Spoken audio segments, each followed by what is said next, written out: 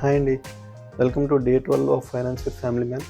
ఈరోజు మనం పర్సనల్ ఫైనాన్స్లో చేసే బిగ్ మిస్టేక్స్ అనే కాన్సెప్ట్ మీద మాట్లాడుకుంటున్నాం. దీంట్లో నేను హైలైట్ చేయాలి అనుకుంటున్న biggest mistake would be get rich quick schemes.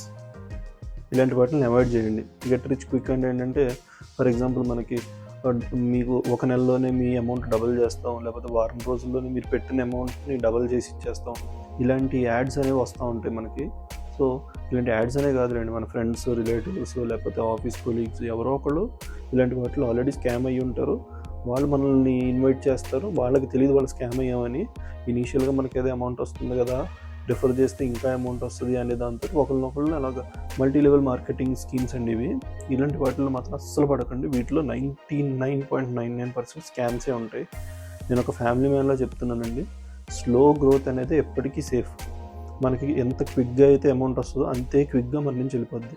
మనం కష్టపడి సంపాదించింది, కష్టపడి కూడబెట్టింది ఏదైతే ఉంటుందో అదే మన దగ్గర ఉంటుంది. కానీ మనకి ఏదైనా క్విక్గా వస్తుంది, మనం కష్టపడకుండానే ఏదైనా వచ్చేస్తుంది, మనకి మన మైండ్ పెట్టి ఆలోచించకుండానే అమౌంట్ జనరేట్ అయిపోతుంది.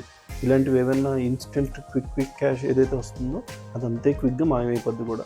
సో అలాంటి వాటి వైపు వెళ్ళకండి. ఎప్పుడన్నా కానీ స్లో అండ్ స్టడీ గ్రోత్ అనేది మనకి లాంగ్ టర్మ్లో కన్సిస్టెంట్గా ఉంటుంది. దానికి ఎటువంటి లాస్ ఉండదు. 100% నేను రాసి ఇవ్వగలుగుతాను. కానీ ఇలా క్విక్ మనీ ఏదైతే వస్తుందో ఎవ్వరూ కూడా హామీ అయితే ఇవ్వరండి మనకి. సో అలాంటి వాటిపై పడకండి. మనం ఈ సిప్ అనే కాన్సెప్ట్ ఏదైతే పెట్టుకున్నాం అలాగా ఏదో ఒక అసెట్ క్లాస్, నేను మ్యూచువల్ ఫండ్స్ చెప్పట్లేదు, స్టాక్స్ చెప్పట్లేదు, ఎఫ్డీస్లో పెట్టుకున్నా చాలండి. సేఫ్గా ఉంటాయి అమౌంట్. ఫస్ట్ మన అమౌంట్ని సేఫ్గా పెట్టుకుంటే తర్వాత వచ్చే రిటర్న్స్ గురించి ఆలోచించుకోవచ్చు.